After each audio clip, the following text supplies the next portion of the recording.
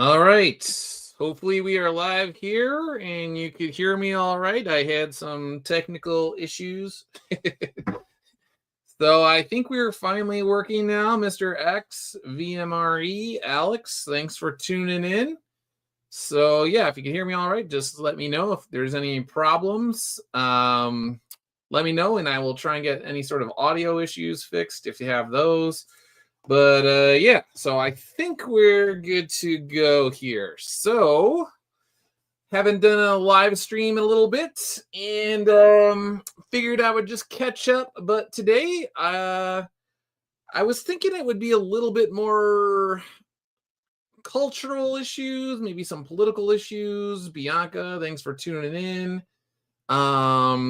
Hopefully everyone could hear me again. I was having some technical issues and I finally got it working. So yeah. So today I was thinking talking about financial stuff, Clarity Act, maybe talk about some immigration stuff, maybe talk about politicians in general, maybe talk about the FBI down in Georgia. Who knows? And then we can just always go through my feed and see what's been going on. Puma, thanks for tuning in as well. Could kind of just go scroll through my feed and see what's there, see what's been going on for the past couple of weeks. Talk about gold, talk about silver, and how that all ties into indie comics on some level. So if you've been tuning in for the past few weeks, or not past few weeks, but actually like the past couple months, my last two live streams, I have talked about how for the most part, my energy has been all on financial stuff because I'm trying to set the financial foundations to be able to do anything that I want from a creative standpoint within Iconic Comics by the year 2030. I don't really like crowdfunding. I'm fine doing the books and the merch at the pace on some level with what I've been doing. So I've been doing, obviously, the rosaries. I got the Japanese translation of Soul Finder. I got the Seraphim Angels and all of that. And so Soul Finder 5 is coming along. I guess I could give you a few updates on that. Soul Finder 6 is going to be after that. And but I want to be able to scale things. I want to be able to up the ante. And so for the past year and change now, I have just been laser focused on figuring out how I can properly invest and utilize my money to make more money to be able to unlock all sorts of possibilities.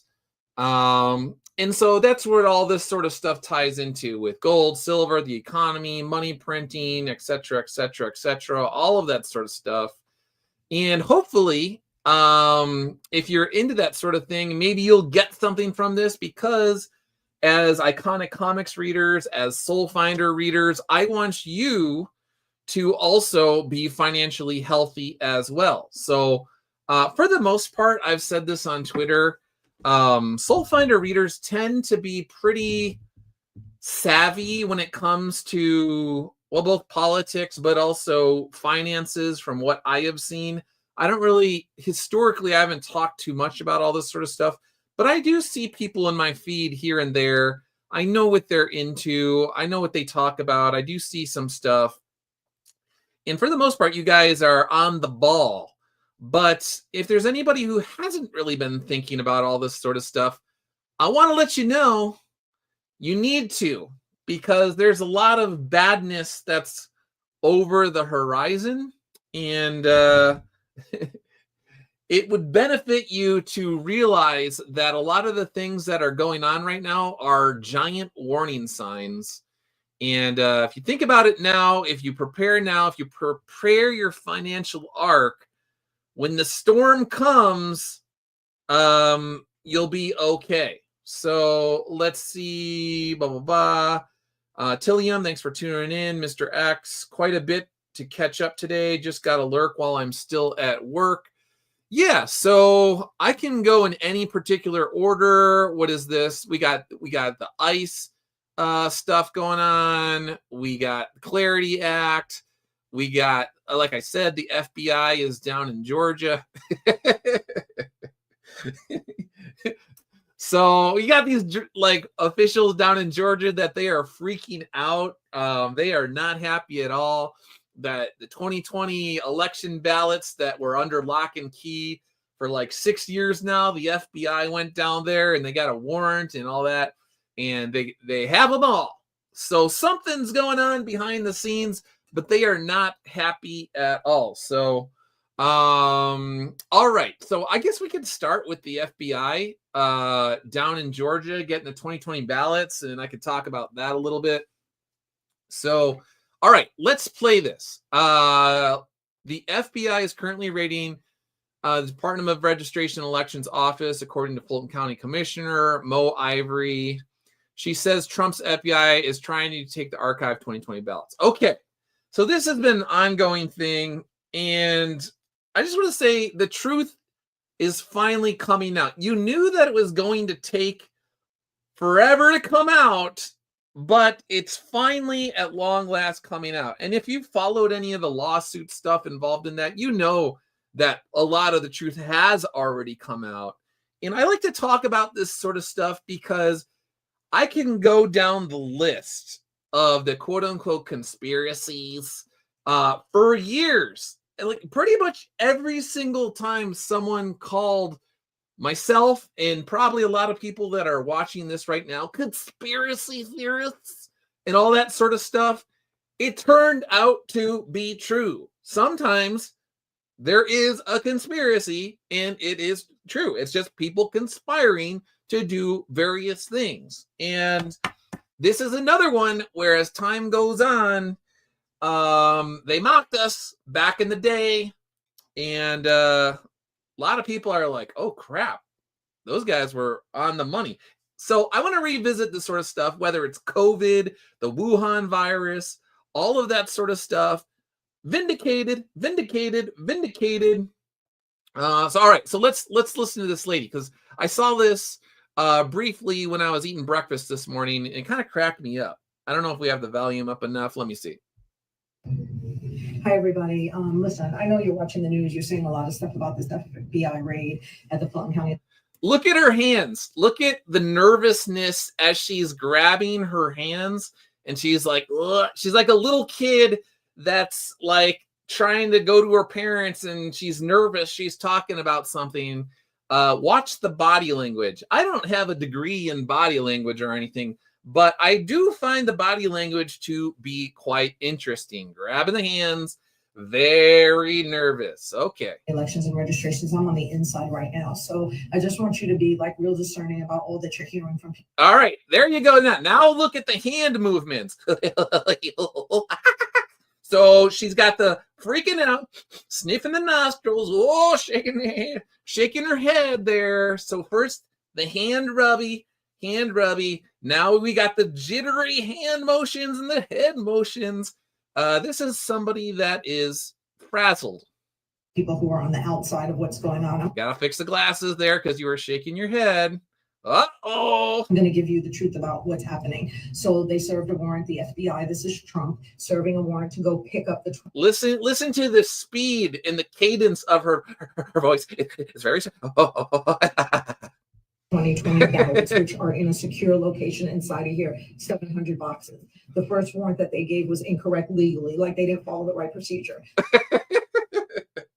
So again, they always got to go to like find some. That's the thing with like bureaucrats and red tape and all this sort of stuff. They love just keep piling up because it's like different layers of the shield to keep them from accountability. So the more red tape that these people can build over the course of years and decades and all this sort of stuff, that's how they protect themselves. And so now they're like, oh crap, we were not expecting this. We thought we got away with it. And that's the weird thing, that every once in a while I think about this. It's just like, why don't more people realize that if this was completely on the up and up, if this was completely honest or whatever, you wouldn't care if people wanted to like look at the ballots and examine them. You'd be like, all right, you could look at them all day. I don't care. You could look at them until the cows come home. Take them out. We'll just sit on the porch together and you can just count away. We'll just do it together as long as you want. We'll just, get somebody. All right, get a little intern or whoever would just watch you. Just keep counting. You could count them 100 times. You could count them 1,000 times. You could count them 10,000 times. You're going to get the same result because you lost. Now, that's what you would say if you had nothing to hide, if it was a transparent election. Again, elections are supposed to be transparent. It shouldn't be any question. You should be able to look at the ballots and the evidence to confirm as many times as you want that it was legit. Of all the things that shouldn't have, obstacles to them to checking and verifying, you would think if you wanted free and fair elections that it would be elections. But for some reason, these people want to put hundreds of boxes of ballots in warehouses under lock and key, under bureaucratic red tape, and all sorts of obstacles. And you got to get the FBI to come. And even when the FBI comes, then you're still going to give them, you're going to haggle with them over all sorts of stuff. So very, very interesting. All right. They went back and they fixed it, and they came back, and now they aren't actually collecting the boxes. Yeah, Student of God says, dude, they already admitted they approved of illegal ballots at this county. Yeah, no, that's what I was saying. Anyone who's followed this over the years knows that there's been plenty of stuff that's already been uncovered with this, and it's verified. So now they're going in, they're getting back. There's going to be more, basically. So, but it's just going to get worse and worse and worse for them. That's the thing, is like you had to claw and you had to pry and you had to go through years of legal wars, emptying various financial war chests just to get what you got out of them. So it's a constant battle to get transparency for something that it shouldn't be a battle for. Very interesting. They are in the chain of command in Fulton County is that once they are archived, they become. She sounds like she's about to cry. If you listen to her, they the possession of the clerk of Superior Court, which is Shay Alexander. She is again with the rubbing of the hands.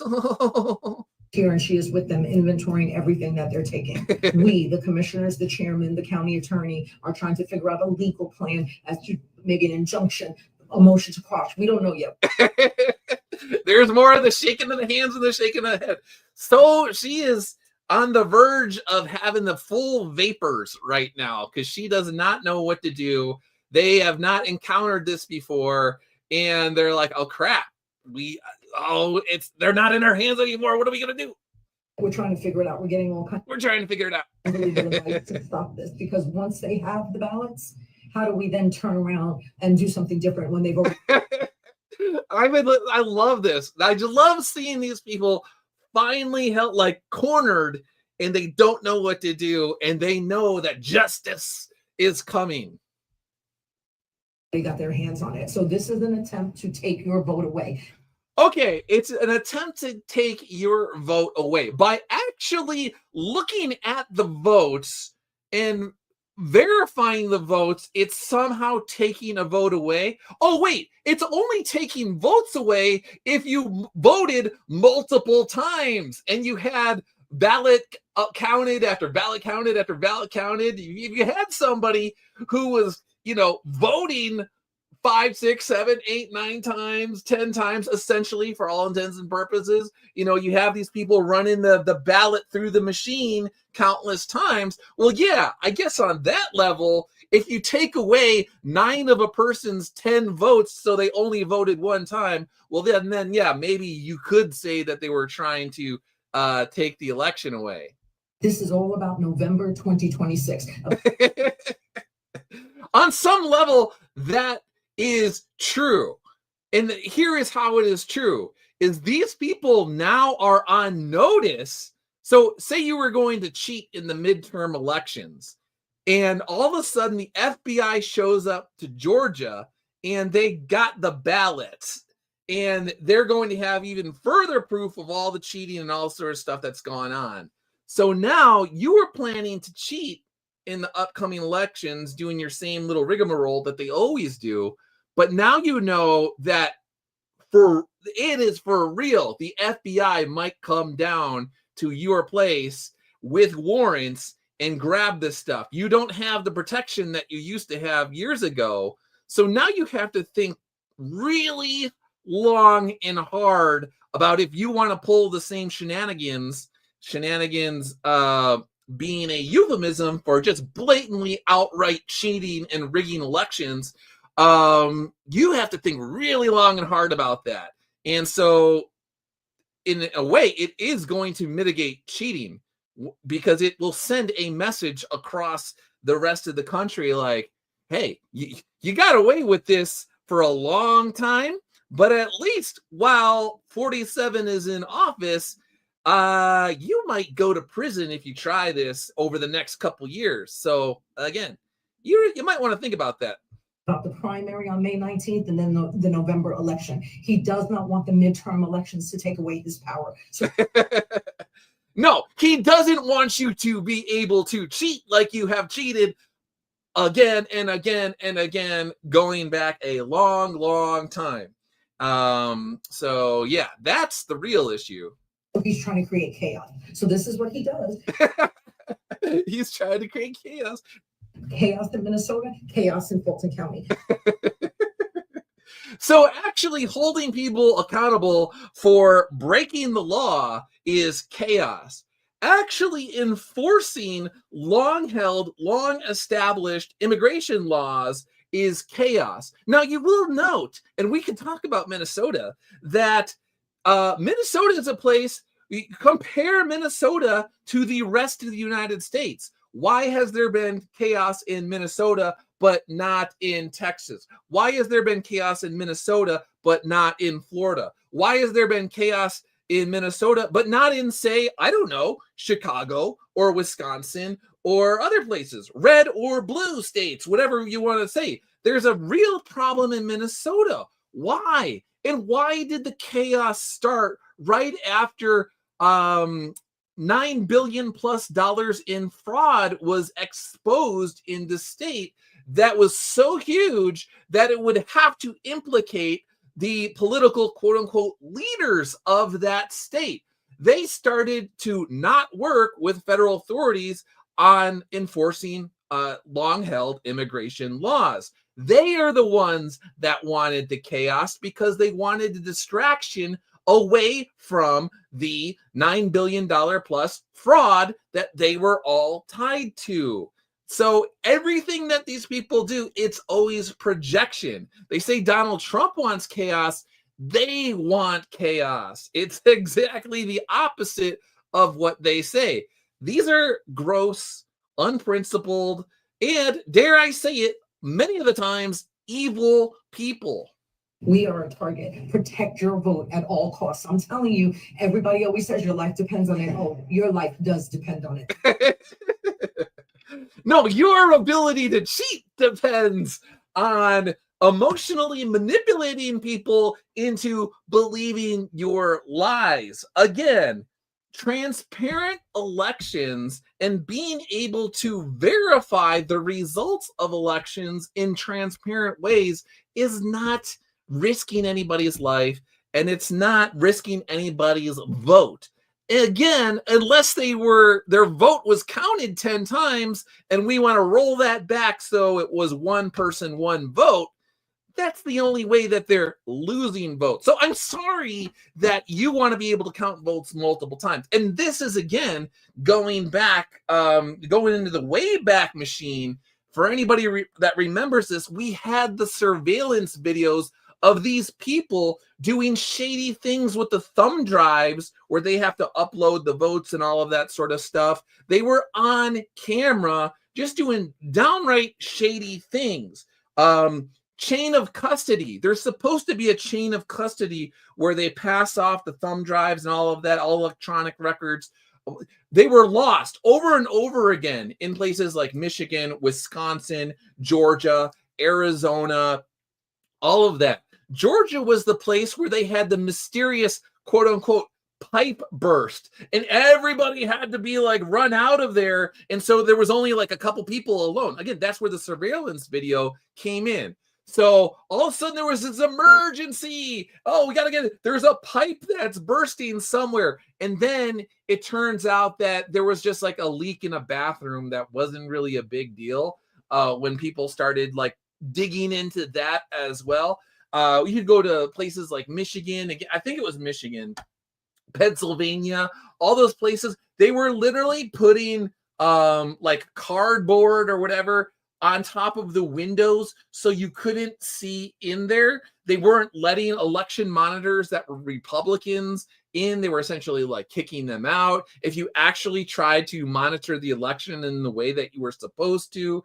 Again and again. Places like Philadelphia, you just keep going down. The dumps in the middle of the night, the 3 a.m. dumps, and there were surveillance videos with those as well, where all of a sudden they had to just simultaneously across the entire United States, you had all these states that were like, oh, we just got to stop counting. Like Trump was way ahead and continuing to pull ahead. And then suddenly it was like, boom. I was working for the newspaper at the time. I was up for the election up until like whatever it was, 3 o'clock in the morning, 4 o'clock in the morning, all of that, because as the results would come in, then you would, if it was a good enough story, then you would write the story. And if you were the first person to be able to write an accurate story on what was going on, then you would get all sorts of traffic. And then obviously your boss would be really happy with you. So I was up all night. I was watching all the results,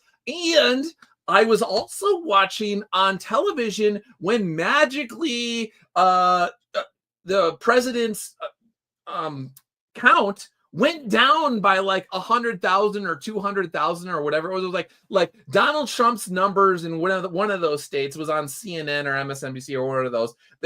All of a sudden, his vote count went down by like, I think it was Wisconsin, like 75,000 to 100,000. And then Biden's went up by like 75,000 to 100,000 all at once on the screen. And then it's just like, everyone's just acting like that was just normal. And then you look at the data, the mathematical data, and you're like, wait a second.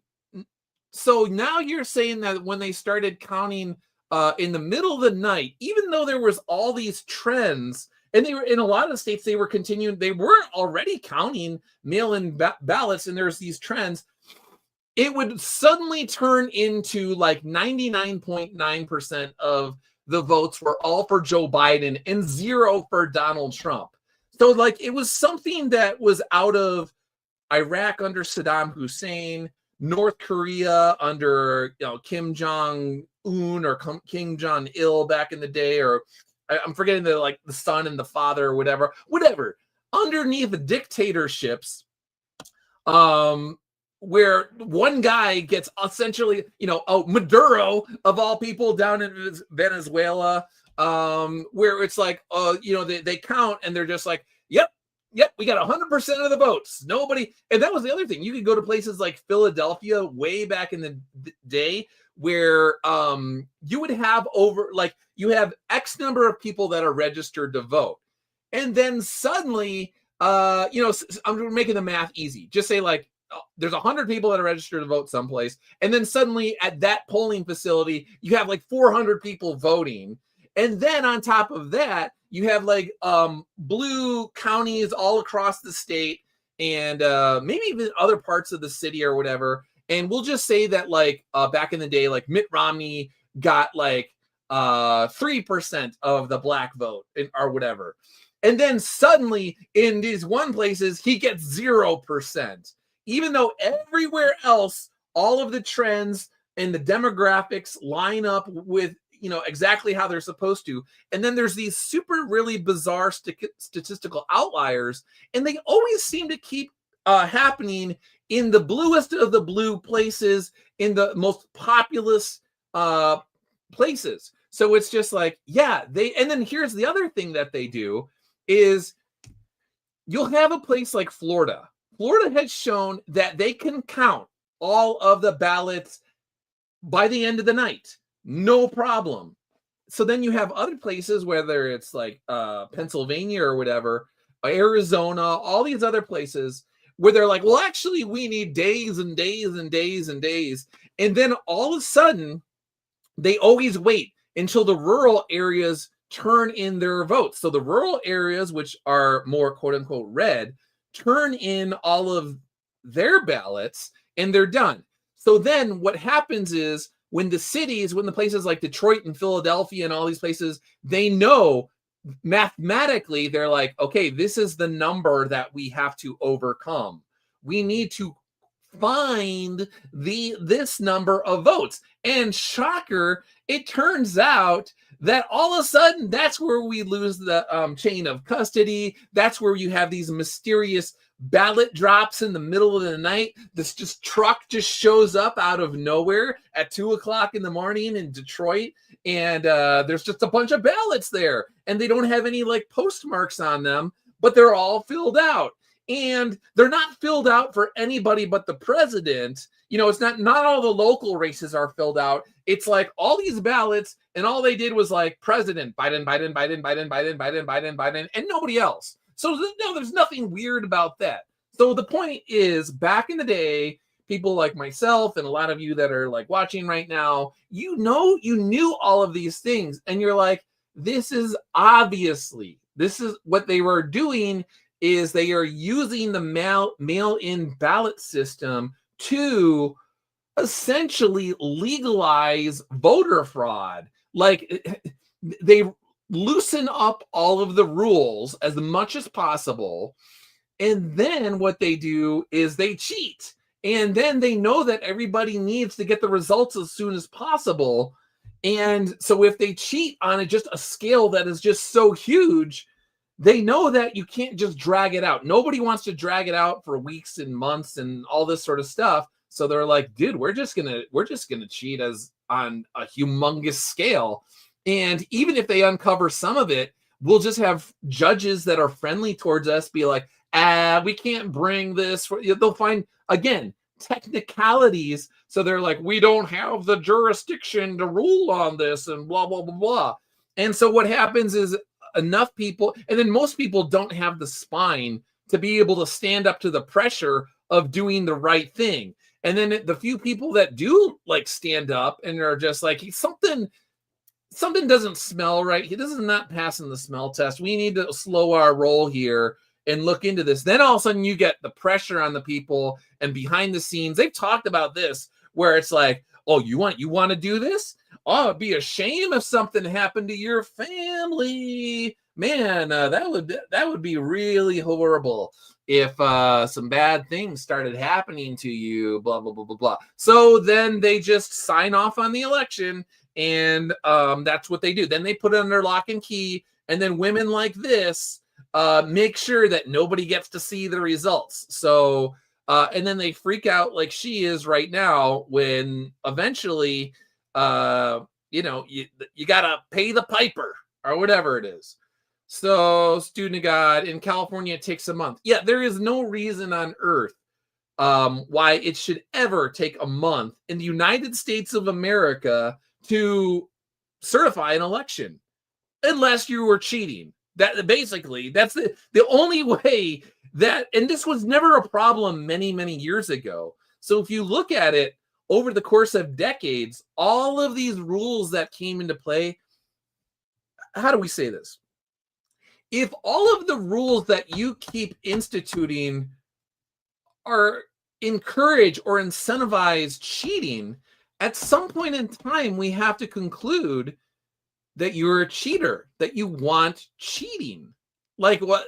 How can we conclude otherwise when every single time somebody comes up with common sense solutions to the problem, like, hey, we didn't have this level of problems years ago. There was still cheating. I mean, look into Chicago and all sorts of places like that. There's always been cheating.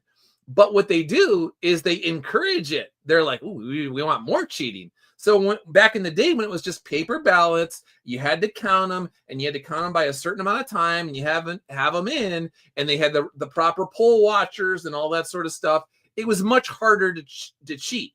So it's like we know that there's going to be a certain level of cheating, but for the most part, it's not going to be bad enough to actually, overthrow election results. And then that's the other thing is that they always do. It's a straw man argument, is you're just like, oh, you're saying that they're cheating everywhere all across the United States. How is that even possible? Well, if you actually look at the way the maps are set up, you don't need to cheat in every single county all around the United States. Again, if you're in a population area with enough density, high enough density population of people, if you're in Philadelphia, if you're in New York City, if you're in Chicago, if you're in Detroit, and you're in the right counties with enough votes that are coming in, and you know that you can cheat and you could funnel illegal votes into that facility and they will count. And then there's only certain bellwether states and all of this sort of stuff. In certain, there's a couple states that are key states where if you get that state, you're basically guaranteed to win. You don't need to put all of your dishonest resources into Oklahoma, in Nebraska, in Iowa, in Missouri, and stuff like that. What you do is you pump all of your dishonest capital and resources into Philadelphia, Detroit, blah, blah, blah, blah, blah, blah, blah, blah. Florida, if you think, which they were, they tried to do that, but Florida over the course of time has actually cracked down on a lot of that stuff. So again and again, dishonest people. And it makes me very glad to see individuals like this freaking out because they know that the hammer of justice is coming down. So keep an eye on that. Let me see. Mr. Grahovac, thanks for tuning in. Time Warrior Saga, thanks for tuning in. Jim, thanks for tuning in. Anybody else I missed here? Jim, the way they did it in 2020 was pay people to gather mail-in ballots. And that gets into Minnesota as well with the Somalis. They hired people who went around with pre-filled ballots and paid people for their signatures. It was considered legal. Yeah, again, you can keep going down the list of all the rules that these people put in place that are essentially only geared towards cheating. And in my mind, you really should just make Election Day a national election day. Everybody has off work. Everybody gets to vote. And then in those states, you just make sure that you have enough people. And then the rules are that all the ballots need to be counted by X amount of time. And again, we can go back to tried and true ways that it was done in the past where everything was counted. You knew when you went to bed at 10:30 at night or whatever it was, who the president was. And there wasn't anything, if there was an issue with something with weather or who knows what, snowstorms, blah, blah, blah, blah, blah, whatever it was, you would know that they would have the resources necessary. They weren't going to stop counting. They were going to keep counting until everything was done. One time every 4 years, you have a presidential election. You're telling me that you can't get around the clock counting for election day? For some reason, that's a big, you can't do that. It's oh, we only have so many people and they're pretty sleepy. So they gotta go to bed at 3 o'clock in the morning. We'll have another shift that comes in around 6, 7, 8, 9 in the morning. That's unacceptable. A state should be able to have around the clock ballot counting or whatever they need on election day. So again, the only reason why you would have some sort of blackout in the middle of the night on election day is if you were pulling weird shenanigans while the world slept, essentially. Or, hey, just go to bed. Just close your eyes. Go to little dreamland. Dream a little dream. It'll all be good. In the morning, we'll wake up. And if the guy that was winning by a large margin when you went to bed suddenly is losing by a hefty margin when you wake up a couple hours later, don't question it. It's all good, man. It's all good. Kamala won. Joe Biden won. Yeah, no. We wouldn't cheat. We're not cheaters. You are cheaters. You are totally cheaters. All right. So let's see. Clarity Act. Speaking of cheaters and all sort of stuff, going back to Minnesota. All right. So we talked about Georgia for quite some time, actually. Sorry, I had to get it off my chest. It's been building in there for 6 years. So in full disclosure, way back in the day, I had people in my personal life. I had a family member who basically went off on me about the election stuff and called me, essentially a political extremist and saying like, "Oh, there's no fraud. Donald Trump lost. You're just making stuff up, Doug. You're just making it up." And then, I'm just like, really? Why don't you look at this and this and this and this and this? That doesn't raise any red flags for you. Oh no, maybe I should say blue flags. I don't know. That doesn't raise any red flags for you. Doug, you're a political extremist. So yeah. So again, if I have any family members that are tuning into this, and in 2020 you tried to say that the election was totally on the up and up, it was the most secure election of all time. Yeah, no, you're wrong. Deep down, you were wrong. Same thing about COVID, Wuhan virus, the vaccines, the shots, and all this sort of stuff. You were wrong again and again and again. So, hate to tell you, maybe one day you'll wake up to the truth. I know you hate Trump, but the truth is the truth, whether you like somebody or not. That's what it is. It's not your truth. It's the truth. Okay. Time Warrior Saga and mainstream media conditioning people to believe there is no cheating and it is okay. It's been a month and no one knows who wins. Exactly. Like, basically what they want to do is they just keep counting the ballots until they've won the election. And then that's when they'll stop. When it comes to Democrats, the vast majority of the time. So, all right. So then we get to the ICE thing. Again, dishonest people, totally off the rails. All right. So we got Tom here's coming in, borders are, and this is hopefully I won't get I don't know all the rules for the live streams or whatever, or they knock stuff off if you're copyright or whatever. But he goes, "I begged for the last 2 months on TV for the rhetoric to stop. I said in March, if the rhetoric didn't stop, there would be bloodshed. And there has been. I wish I wasn't right. If you want laws reformed, take it up with Congress. This is what I've been trying to tell people in my own life. ICE is enforcing laws enacted by Congress, the same laws on the books for the last 6 presidents. So this guy has been in the federal government for literally decades, working under multiple presidents under these same laws. And obviously, depending on if you're a Democrat or Republican, they do have wiggle room about how serious they are about enforcing the laws. But his point is that essentially up until Joe Biden, even Obama was like light years better than Biden. Biden, they just at that point in time, they just opened up the borders and was just like, everybody come in. We want you from Pakistan. We want you from China. We want you from Venezuela. We want you from everywhere. India. We just come on in, just run. So you had all these NGOs, these nonprofits all over the place, and they would essentially ship these people down to South America. They would get, they all had really nice clothes. They really had cell phones, all sorts of stuff. They had little bags with food in them and all this sort of stuff. And they all start marching up Mexico towards the border because they knew that all they had to do was get in illegally and you're in. So you literally had millions upon millions of people that were just coming here illegally, just blew up the border. Why? Why did they blow up the border?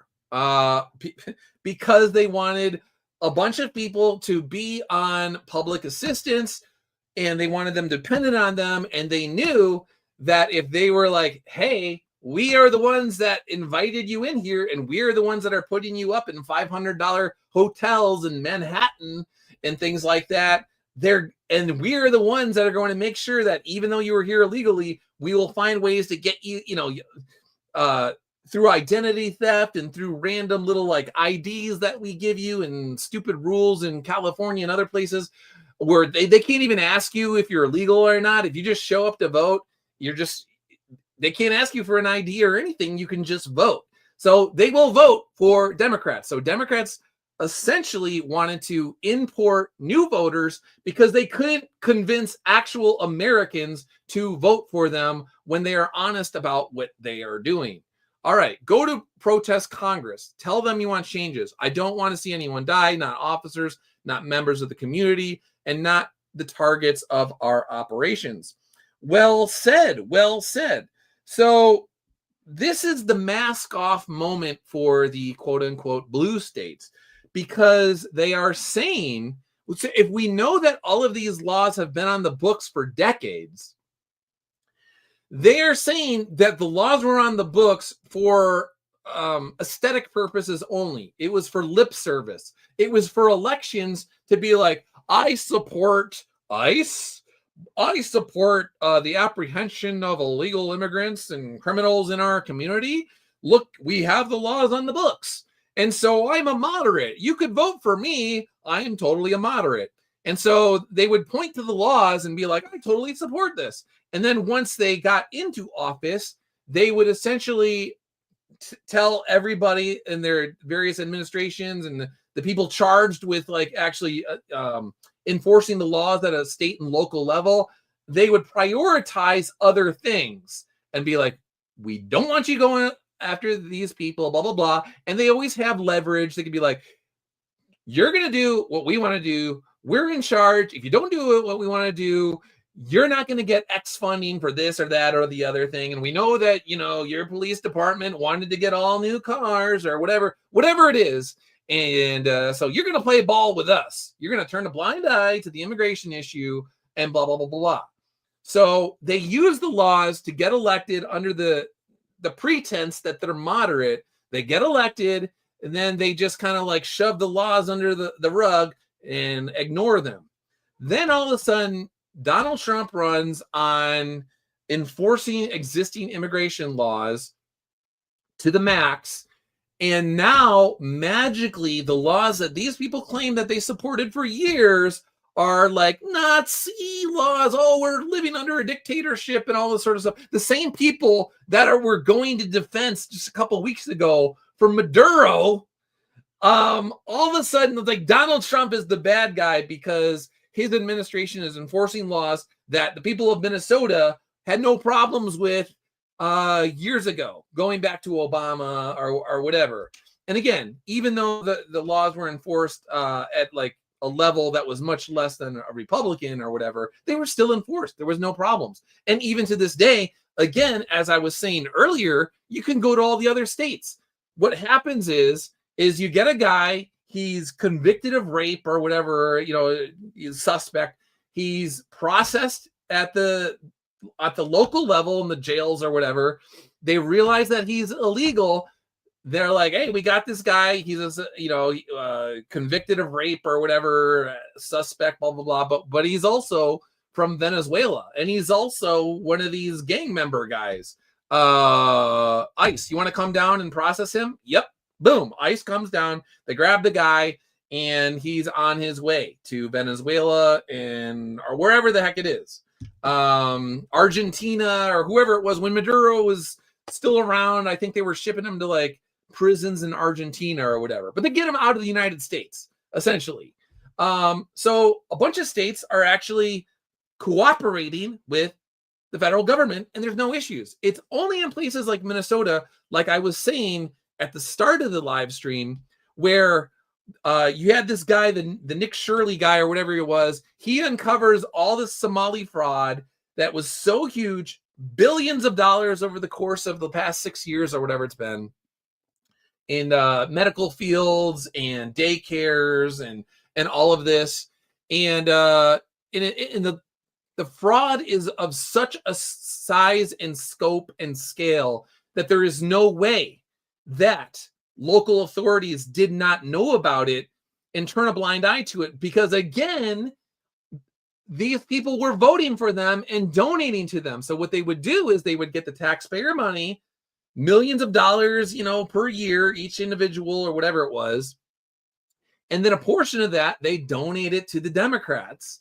And so they're stealing from the American citizen and honest Minnesotans or honest Californians or whatever, and donating to Democrats. And then Democrats turn a blind eye to it because they're like, oh, this is just, all right, we like this. We actually want more of these people in here, because as long as they do our dirty work, we're just going to be in power. And if they want to make money, who cares, as long as they keep us in power, because we're making money. So what you have, as I said in the past, is you have networks of corrupt, unprincipled, evil people who all know the deal.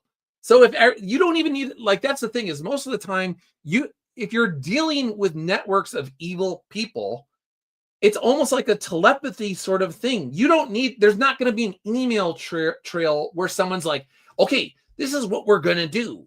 We're going to steal from the American taxpayer, and you're going to send me 25% of what you steal. But if you want to buy a mansion in, just outside Minneapolis or whatever, and you want to have a Rolls Royce, you want to have a Lexus, and you want to have indoor pool, go for it. Just keep sending the money to us, and wink, wink, nod, nod. They're not going to just outright say that the vast majority of the time. It's just understood. And then you go to these places, these meetings. And so that's the thing, is the political donors, the bundlers and all of that sort of stuff. That's often where they say what they need to say, but you could read between the lines. So what they do is, you're the new Somalians or whatever, and you're connecting the Ilhan Omars of the world, bring in, they're like, hey, daycares are we know that you guys you got kids, right? Daycares, they're so necessary, but it just so happens that they're also lucrative, but it's all on the up and up, right? So you don't need to just outright say stuff. You just need a wink and a nod, and there you go. But again, the mask has slipped, and these people are saying that they are only about the arbitrary application and enforcement of laws. And they want it to be arbitrary because they only care about power. Again, the same thing in Georgia and all these other places. They just have all sorts of rules on the books that are all over the place, and it gets really confusing. But when the time comes, they then use the bureaucracy, the maze of red tape, to their advantage, because again, they are all corrupt. So, all right, Dennis, thanks for tuning in, man. Says the fraud is out of control.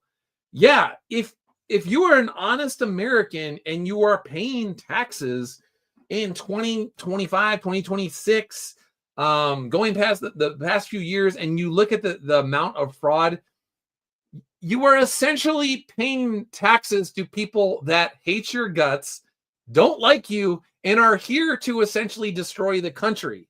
When you start getting into the billions upon, this is only Minnesota. Now think about the level of, if they've uncovered $18 billion of fraud in Minnesota over the past 6 years or whatever it's been, and then like 9 billion of it is tied to daycare centers. I forgot the exact numbers, but it is humongous. Now you multiply that by California and Los Angeles and all these places like that. Now multiply New York City. All right. Now multiply Detroit. Now multiply Philadelphia. And go to all sorts of other blue areas or whatever. The amount of fraud is so huge that you're like, why am I paying taxes? And then, so add up all the money that is fraudulent, stolen from the honest American taxpayers. Now go to all the money that is sent around the world in quote unquote foreign aid to all of these countries that hate the United States that don't care about us. They're ungrateful little bastards, hate to say it, but a lot of these nations are just filled with a bunch of ungrateful little bastards that are taking American taxpayer money. You add all the fraud and all the international stuff together, and you're just essentially paying taxes for a bunch of people that hate your guts. It's not even, and as I was saying, like last time, like this is, you want to talk about 1776 levels of anger? Like go back into what the Revolutionary War was actually fought over. That's peanuts. That's tea bags compared to what's going on today. Like if people actually could wrap their minds around the level of fraud, waste, abuse, and like constitutional malfeasance, and I just keep going down the list. And they actually, if you actually had a large enough virtuous population who also understood exactly what was going on, it's time to, it's like you got to be careful what you say here, but it's like we are governed. We're not even really governed, but like it's all an illusion. It's all fake. It's, for the most part, the vast majority of politicians are in it for themselves. They do not care about you, and they're selling you out to foreign nations to fill their own bank accounts. It's like a lot of them just outright hate the United States if they're Democrats. And then the Republicans, a lot of them are just unprincipled. And I get the feeling that a lot of them are like, it's over, dude. So I'm just going to like line my pockets as much as possible. So I'm going to be like, hey, India, what's your highest price? Hey, China, it's me, Mitch McConnell. What's your price, man?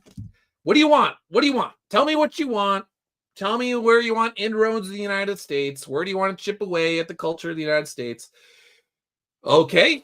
All right. We need to find a way. I got my own sort of family to take care of. I need generational wealth. I want to be able to take care of the McConnells for the next 300 years. Can you make that happen? Some way, shape, or form? We could do this. How do we get, let's figure this out.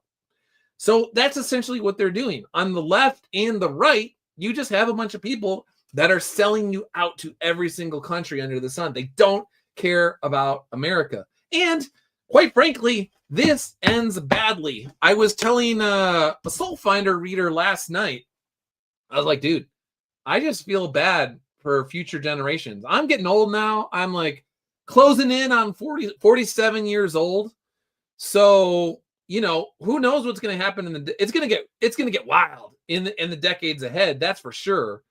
But it's going to get bad.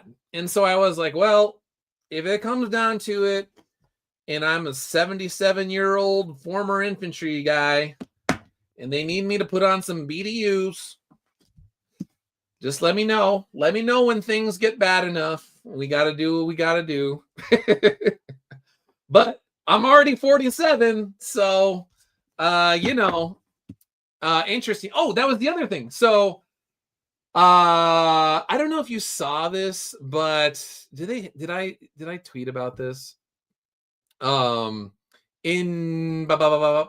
don't think I put it in my feed, but in Virginia, where they have the Democrats just recently took power, and their first order of business was essentially to start writing laws and proposing laws to like ease up on child predators and grapists. I have to be careful with the YouTube algorithm or whatever. They wanted to relax the laws on the old grape ape, the grapity grape. And so this particular reader, he was saying, because he was responding to like these high school teachers that are preying on in the public school system that are preying on kids, particularly women. And his theory, at least in what I saw, was essentially that like it was, oh, interesting that all these women are, doing this. But my thing is this is controversial. Look at the demographics of Northern Virginia. Look at the Muslim population of Northern Virginia and Arlington area. And that's a community there. I used to go to the Tyson's Corner Mall in Northern Virginia and went to Coastal Flats, very good restaurant. My wife and I used to like to go to Coastal Flats quite a bit. And they got a couple other places. They're all owned by the same company. But anyway, we used to go to Coastal Flats, right? You could go to the Tyson's Corner Mall back in the day. This was 2010. And you would be walking around women in full out burqas, like the tiny little slit, but everything else is black. And they were just walking all around Tyson's Corner Mall. So there'd be me in my little baseball cap, in my baseball shirt, and my jeans, in my boots. And then, I'm flanked by a bunch of women in burqas. And that was 2010. So, and then if you go back to 9/11 and all of that sort of stuff, where a lot of that traced back to like a mosque in Northern Virginia, there was like connections to that. They called it, again, people might not like this, but the Al-Qaeda corridor. So 2010, heavy Muslim population, burqa types. Now you fast forward in time to 2026. Isn't it interesting that Democrats' first order of business is to relax the rules on the grape ape when they have a population that is known? This isn't me, but they got a problem with grape ape, okay? And they always make weirdo excuses for it. You could go to London and look at what happened to London and their demographics. And they got the same exact issue. The exact same thing that happened. It's done for in London. London's done. All right. The London that we knew back in the day growing up, the British invasion and the Beatles and all of that. And then you fast forward in time and you got Morrissey, and then you got the other punk bands and all of that. That London, that United Kingdom, it no longer exists. And there was a guy, I was talking about Europe in my feed when they were giving Trump a hard time about Greenland. And then he was saying, like, the United States doesn't have any right to steal people's resources and blah, blah, blah, blah, blah. This is the guy who followed me. Never said one word to me. I hate when there's people that follow me. They have never, and I'll put all sorts of like positive stuff. I do stuff on comic books, cartoons, just inspirational posts, all sorts of stuff. And they will never say anything to me for like years and years because they wait for that one moment just to come in and just take a crap on something that I say. And you're just like, I don't even want to talk to you. Like, it's one thing if you disagree with me, but then like you're normally interacting with me and it's just like a random time we disagree. But if you're just basically following me, looking for that one time where you can just like take a diarrhea crap all over my face, like, I don't want anything to do with you. You're gone. Anyway, I click on this guy's profile. He's from the United Kingdom. And you're just like, dude, you want to talk about stealing resources? The United Kingdom opened up its borders to all of Pakistan and turned London into New Pakistan or whatever. And those are the people that are all, quote unquote, stealing your resources because they're all on public assistance. They all have like 10 kids. None of them work. And then they're known for going around chopping off heads and raping people and just like weird child trafficking things and all sorts of stuff like that. So you don't want to talk about the United States stealing resources from Greenland when the United States is the one that is essentially providing the blanket of security for all of Europe. Oh, God forbid that the United States, which funds NATO like 90-something% of it, if you go back and you look at how much the United States has paid for essentially the security of all of Europe, we're the ones that have been getting the raw deal for decades upon decades upon decades. And then you go back to like the Marshall Plan and all of that sort of stuff. Again, speaking about ungrateful people, And it's like this guy came to him. I was like, you want to come to me? You need to concentrate on London, okay? You need to concentrate on the United Kingdom. You guys are a cultural empty husk. It's over. I don't know what's going to happen to you guys, but you totally screwed up your country, because the only way this ends is violence. And one way or the other, violence is coming for you, because the population that you imported, they hate you, and they will openly talk about it in the street, on television, in interviews. They will literally say, it's only a matter of time when we have the strength to basically put the boot on these people's necks and crush them and make them live under our religious worldview. We're going to do it. They will literally tell you what they're going to do, and you bring them in. They hate you. They hate Western civilization. It's so crazy. And you have these stupid, idiotic women overall who like embrace it. So these women, liberal women, are just like, you have these people coming to the airport or whatever that all hate you, and they're like, we love you. Welcome to the United Kingdom. Diversity, blah, blah, blah, blah, blah. And meanwhile, these exact same people hate their guts, and they're just like looking at them. And then behind closed doors, they're like, wow, these people are like suicidal. What a bunch of idiots. Like, they look at you like, we deserve to like conquer these people because they're so stupid. They stand for nothing. They don't even know. Like, do you think it's weird at all that China, Pakistan, Saudi Arabia, even places like Japan, Israel, all these places, they're all about being culturally homogenous.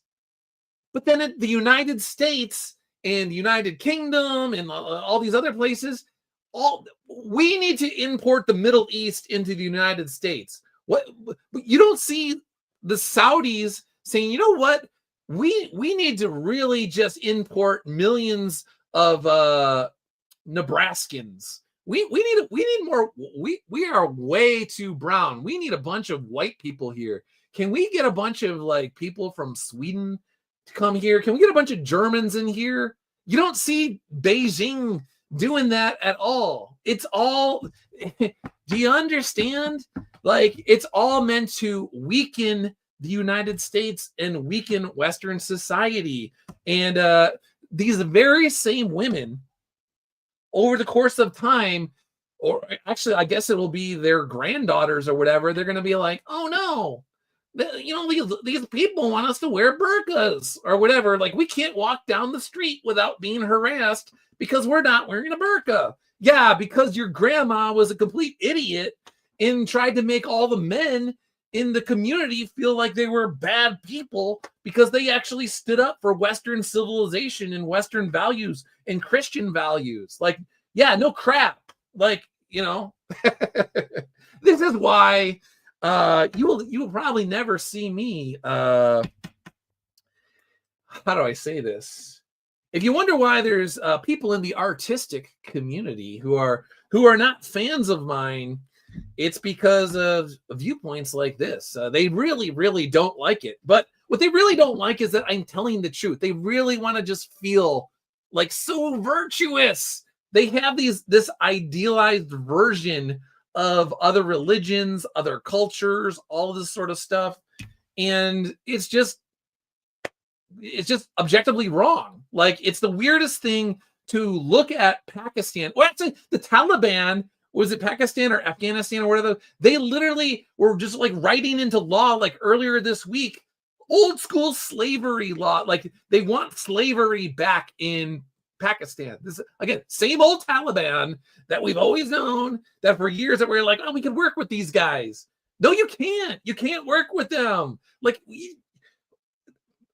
not that you have to like try and democratize them or whatever, but you don't need to invite the Taliban or the Taliban light to live in Dallas, Fort Worth, Texas. You don't need to do that. Like, just leave them to Pakistan and just try and keep them at bay as much as possible. Like, it's the weirdest thing. But again, you have these women, and I guess the men that like want to be with them for whatever reason, that were just like, you know what? If we just show them love, if we just show them that we're tolerant, they'll come around. What are they going to come around to, dude?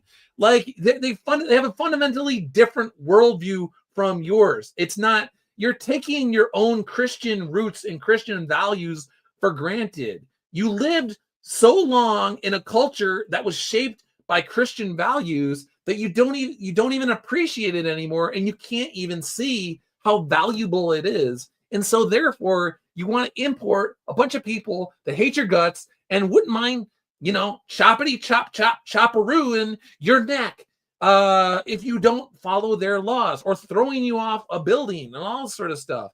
So again, this is why you probably won't see me at any after parties with certain people from the industry anytime soon, but I digress. All right. Regardless, I will continue to make Soul Finder, and we're going to just keep rolling along and doing the Soul Finder thing. So speaking of Christianity, if you haven't checked out the Seraphim plushies yet, the Cairo mugs, the rosaries, or any of the books, the vinyl records, whatever, head on over to Iconic Comics and check it out. You can't go wrong if you have a Seraphim looking over you at night, keeping guard and keeping the demons at bay. So can't go wrong if you're saying the rosary as well. So anyway, thanks again to everybody who's tuning in. Thanks again for supporting Iconic Comics. Update on Soul Finder Volume 5. I got some new art coming in. I saw the initial pencils, I guess, from Rodrigo. He's doing another piece for me that's sort of like symbolic. That's actually like related to similar to the pieces, actually the back cover that he did for Soul Finder Tunnel Hounds. So I saw the pencils for that. It's going to be a good one. Looking good. And I guess I can say this. It's not really that big of a secret. Not too long ago, Stephen Cummings, who did a lot of work for Marvel Comics, and he also did a Tunnel Hounds piece for me as well. He did Father Lamb in the jungle with the guys. Stephen Cummings, who I also got to meet in person when Iconic Comics was in Japan, he agreed to do a Soul Finder 5 pieces for me, and he turned in the pencils this morning for some religious art. And I might as well tell you, it's the crucifixion of oh no, that's actually for volume 6. He's doing volume 6 as well. So anyway, he's doing volume 5 and volume 6 work. But I got today the crucifixion, but the piece is focused on the penitent thief. So Soul Finder volume 6, the script is done. It takes place in a federal penitentiary, and a lot of it has to do with redemption and all sorts of stuff like that. So the penitent thief, the quote-unquote good thief, however you want to call him, and Saint Dismas is involved with Soul Finder Volume 6. Stephen Cummings did a piece. It looks outstanding. And then there's like another piece that he's doing for Soul Finder 5, and I saw what he's doing for that. It's going to be really good. So, and then Matt Weldon is continuing to work on inks. And I do not think Matt would mind if I said this, but he plans on having the inks done by March, sometime in March. So that would be like essentially 80 pages, inks done. We have 20 pages of colors done. And then it's just how fast Rodrigo could work. But Rodrigo's got some personal responsibilities that he's taking care of. But he also is doing, he's got industry work with Udon as well. So he's doing that sort of stuff. But I believe, and I don't think he would mind me saying that he should be done with his Udon stuff in February. So it works out perfectly if Matt gets all the inks done in March. And then I will try my best to get Squarebound Soul Finder Volume 5, Soul Finder Silent Service done by Bell County Comic Con. If I don't, the plan I'm thinking is I'm going to go back to Japan and then have the new books out for Japan, and then simultaneously have them available on the Iconic Comics website while we're in Japan. That's the plan anyway. I got a couple options, so it all depends, but I don't want to force anything. Dennis, thanks again for tuning in. So hopefully that's a good enough update for you. and everybody else. I apologize for not giving more updates, but we are working. Oh, and actually going back to the financial stuff, Clarity Act looks like it's on its way. I don't know when it's going to pass, but they have all the different procedural votes and all of this sort of stuff. It's like the vote before the vote before the vote, but it got past a key thing today. Speaking of iconic comics, speaking about the Clarity Act, speaking about finances, as I said before, gold, silver, all this sort of stuff. If you followed my feed over the course of the year, past year and change, last year I told you, I was like, dude, you guys, you got to focus on deflationary assets. Please look into deflationary assets. The money machine, they are printing it like crazy. And at some point in time, bad things are going to happen. Deflationary assets. I had one creator was like, so you telling me that I should get gold? And not financial advice, but I was like, sounds like a good idea to me.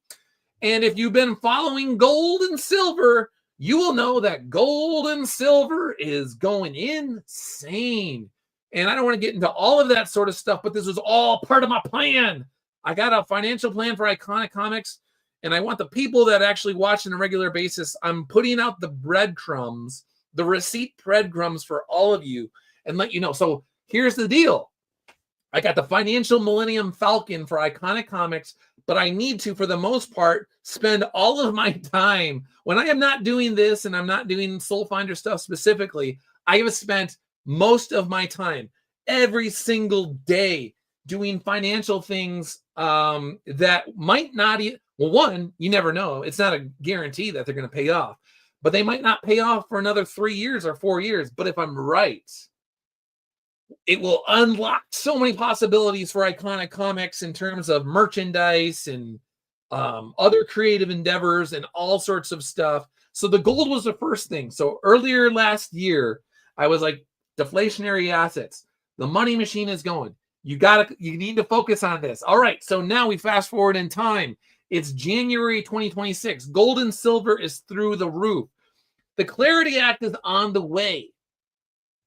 Okay, what does this mean? Okay, so, and I wish I can tell you guys what exactly I'm investing in and what I'm doing, but I don't want to get into all that for numerous reasons. And I also don't want to get into it because there's a lot of people that, quite frankly, hate my guts. And I'm not about to lay out a blueprint for them for, doing amazing things with people that have actively tried to hurt Iconic Comics over the years. So I'm keeping some stuff close to the vest. But for you people that are tuning in, I will give you the blueprint, the overall blueprint of what I'm thinking here. Okay, so we knew that the money machine, they are printing it. What happens when the money machine goes on full blast? When they make money out of thin air, money is easy to come by, and all of that sort of stuff. What does it do? It pumps the stock market. And so ultimately what that is going to do is you're devaluing the dollar. So if you have money that is just sitting in a savings account, you're losing money. The value of your dollar is continuously going down, and it's going to really go down in the years ahead. So you need to not, if they're devaluing the dollar, you need to get away from the dollar, and you need to find assets that are deflationary, that are a quote unquote hedge against those things. So last year, gold and silver was a good idea. A lot of people are into real estate and things like that, blah, blah, blah, blah. You can just keep going down the list of things, whatever. So, but now if it's too high, if you're essentially priced out of gold and silver, okay, well, now what's going on? The Clarity Act. Let's listen to, is it Ray Dalio? Did I have the Ray Dalio clip on here? All right. Ray Dalio. If you don't know who Ray Dalio is, whether you like him, whether you hate him, or you think he's part of the global elite and all sorts of, he's trying to destroy you, it doesn't matter on some level if he's right. And it doesn't, we got to deal with the world that we're living in, not the world that we wish we had. All right. And this guy is a fountain of financial knowledge. Whether you like him, whether you don't like him, he is very sharp and he knows a lot about finances. He wrote a book years ago. I admittedly didn't finish the entire book. I probably read like 40% of it, and then I got distracted and never went back to it. It's called Principles, if I'm not mistaken. Anyway, Ray Dalio. There's a couple clips I think I have here. It's the beginning of the end of the monetary system as we know it. It's not just the US dollar, it's the fiat monetary currencies. So the UK, the euro, Japan, China all have similar debt problems and so on. All right, that is actually a key point. So it's not just the United States. On a global level, all of these countries they got the money machine on full blast, and they have for a very, very long time.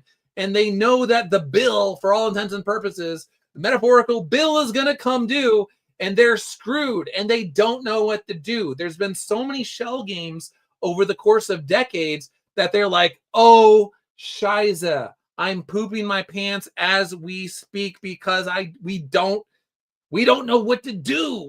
We're screwed, dude. There's no more wiggle room left. We're running out of room. What are we going to do? And are dealing with the same interrelationships, which is the reason you're seeing gold being chosen by the central banks. They want a currency. Gold has always been the main currency, and it's the only non-fiat currency. In other words, not the currency that can't be printed. All right. So at some point in time, many decades ago, governments just decide, hey, we're not gonna have our money actually tied to gold that will actually constrain us in the things we do. We're just going to be able to print it out of thin air and be like, it's money. Trust us. It's good. It only works as long as everybody agrees that that's cool or whatever. But when you just continuously print it out of thin air over and over and over and over and over again, that's where you get into problems. So the fact that you see gold and silver and student of God, copper, you know what I'm talking about, and all these other things that are going up, going through the roof or whatever, that is a giant warning sign. Okay, this is bad. This is not a good thing. It means that there's some underlying problem. The machine has broken. Okay, things are going off the rails. The banks have all sorts of issues that you don't know about. But if you're really into like financial sort of stuff and you dig into it, you're like, oh crap. There's a lot of things that are broken, and the clock, all the nuts and the bolts are like coming off, and this is not good. So they're going to gold, and then so you have China. It's gobbling up gold. Why are they doing this? Because they're going to reset the reset. They're trying to essentially get back to essentially the gold standard, or some the quote unquote fiat system is dying. And like I said, I like how casually Ray Dalio just says it's the beginning of the end of the monetary system as we know it. Like, just like, it's all going to hell. Prepare for the financial apocalypse in the very near future. I mean, he could say that because he's a billionaire and he lives in gated communities. But if you're just walking down the street of, wherever, Arizona or whatever, get ready for the pain that they want. And so that's why you're seeing central banks move and sovereign wealth funds move to gold. And that's the nature of the shift of the monetary system. All right. So what does this have to do with the Clarity Act? So what's going to happen is they are trying to go back to gold, go back to silver, all of this sort of stuff. But speaking of deflationary assets, at some point in time, they also want to move over to the blockchain. They want to move over to crypto. And there's a lot of crypto that is deflationary in nature, whether you like Bitcoin, whether you don't like Bitcoin. Mathematical currencies where there's a set, amount of them, and they theoretically cannot create more out of thin air. Although with Bitcoin, whatever, I don't want to get in all the weeds and all of that, but there's all sorts of upsides to crypto.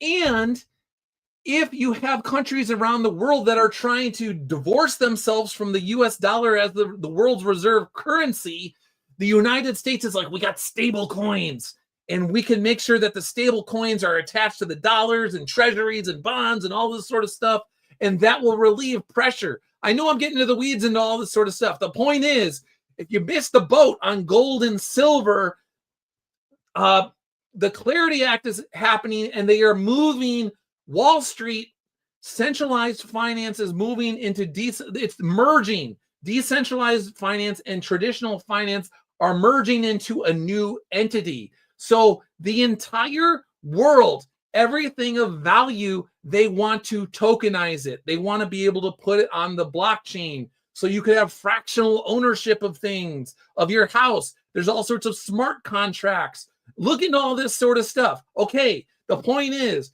if you look at the crypto market right now, it's the whole market itself is worth essentially something like $3 trillion or $4 trillion. I don't know the exact number.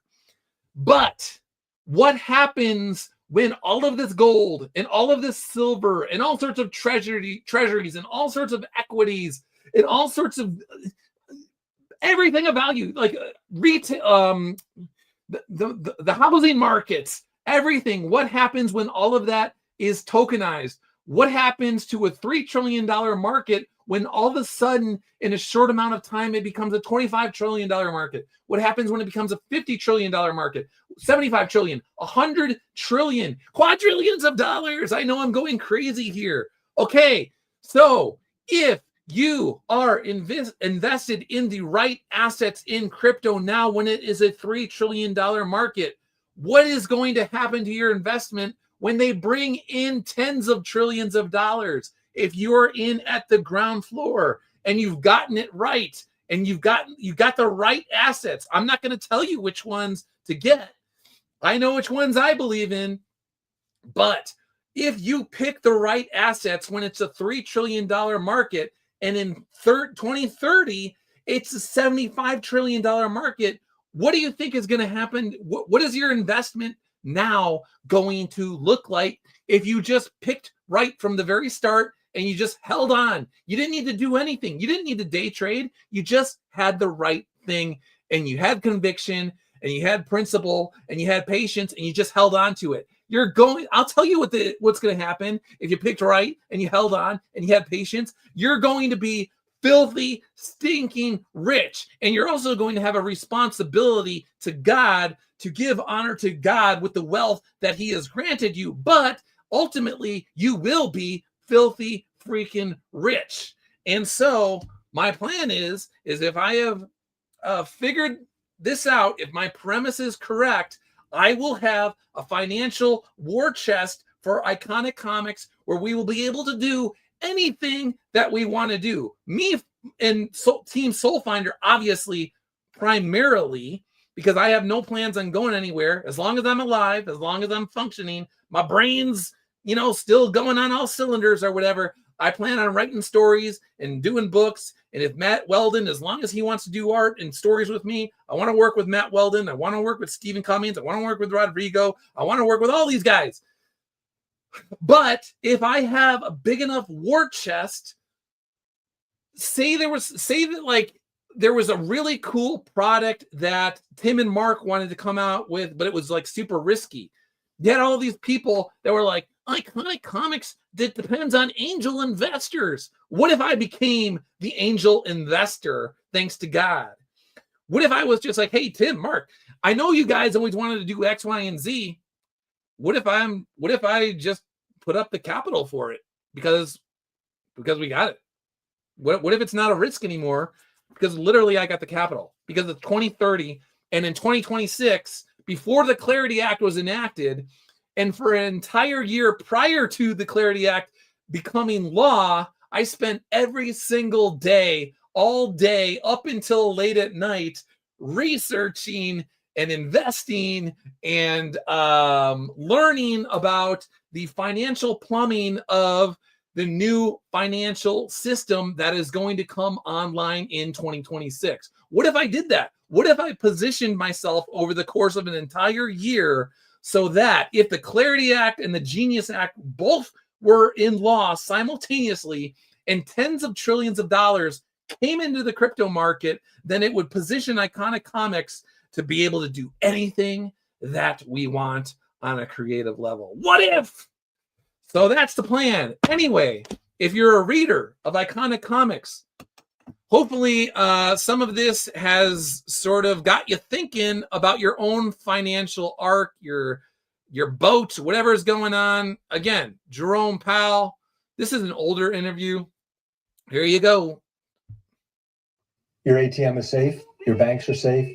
There's enough cash in the financial system, and there is an infinite amount That's not Jerome Powell, just so you know. I don't think that's Jerome Powell. of cash at the Federal Reserve. An infinite amount of cash at the Federal Reserve. An infinite amount of cash at the Federal Reserve.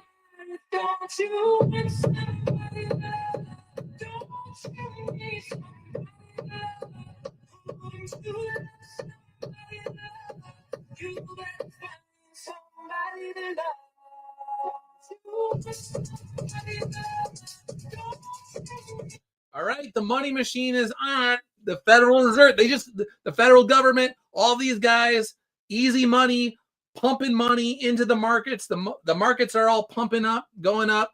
It's all an illusion on some level. But while easy money is available, what you have to do before it's going to go, bad things are going to happen in the future.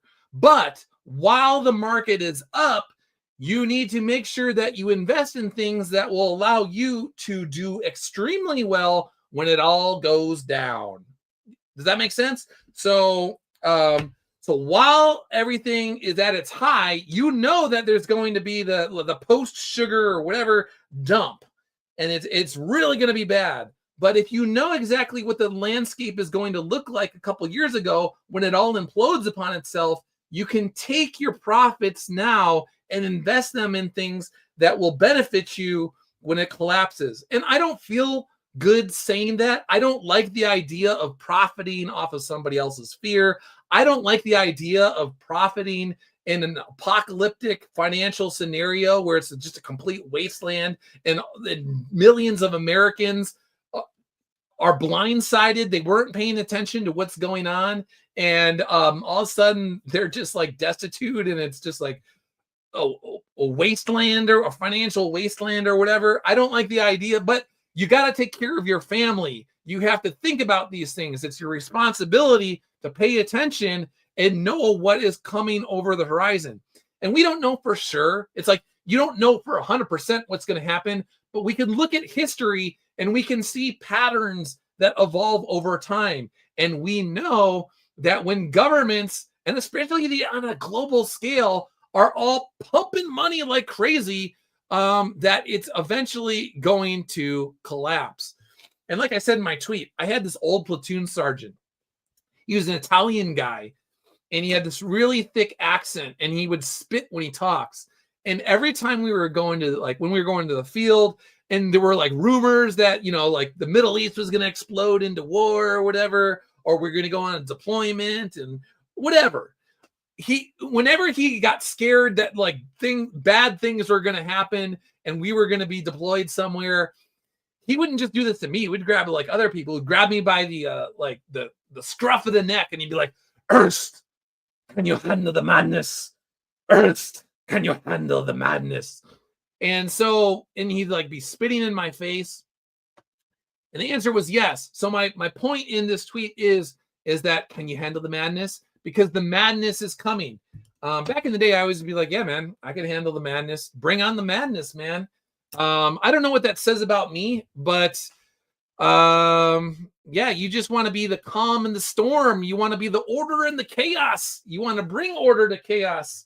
And so you got to get to a point where chaos doesn't really bother you. And one way to do that is to make sure you say your prayers late at night. Talk to God on a regular basis. That'll help you out. So, all right. I think we've covered quite a bit here today. Let me see. Student of God, silver will collapse if demand does. So if China falls into a recession, then demand will drop. Also says currently they're washing U.S. debt through crypto. Russia already complained about it. Yeah, they're using crypto as like a stress relief valve. And that gets into a thing with stable coins where, you know, the people that issue stable coins, if they have to have so much of it tied to the US dollar and US debt and all that sort of stuff. Sorry if not articulating this properly, but essentially you could outsource what other countries were taking on in terms of your debt to other populations. So there's plenty of populations around the world where their currencies are just, you know, dog poop to begin with. And or people that are like not even banked. all sorts of, you go to places in Africa and stuff like that, where they would be happy if they could get their hands on US stable coins, and then again, alleviate some of the problems with US debt through the world's population. So you could understand why, like, these other countries that are trying to disconnect from the US dollar, then the US is just like, oh yeah, you think you're going to do that? Well, we're going to rule the world through our stable coins, and we're going to be the world leader in cryptocurrency, and we'll essentially still make the US dollar the reserve currency of the world. Again, sorry if I'm not as eloquent as possible on all of this, and I know that there's people that are probably smarter than me when it comes to all this. My main point was that if you're an Iconic Comics reader, if you're a Soul Finder reader, I want you to think about all these things. I want you to know that there are storms over the horizon. You need to think about your financial arc now. So if you didn't get in with gold and silver before it took off, well, think about the Clarity Act. Think about the financial plumbing, the foundations of a new system that merges traditional finance and decentralized finance into one. Think about who the power players are going to be. Hint, hint, hint. Hint, if you did not look at Davos and the World Economic Forum a couple of weeks ago, go back to those videos. Listen to what world leaders were saying. Look at who was at the panels and speaking and all of that sort of stuff. And that will give you an idea of where things are going. You don't need to like the people that are at the World Economic Forum. You can think they're evil. You can think they're part of a global elite and they're satanic and whatever, all of that sort of stuff. But the fact of the matter is the Prince of Darkness and the principalities of evil are in this world and they control this world. And so we have to deal with the world that exists, and we have to do our best to at least be a candle of light and goodness and truth and beauty in that darkness. And if we know what they're doing, they will literally tell you what they're doing. And some people are like, well, they have to do that because they're evil and they have to tell you what they're doing so you consent to it or blah, blah, blah.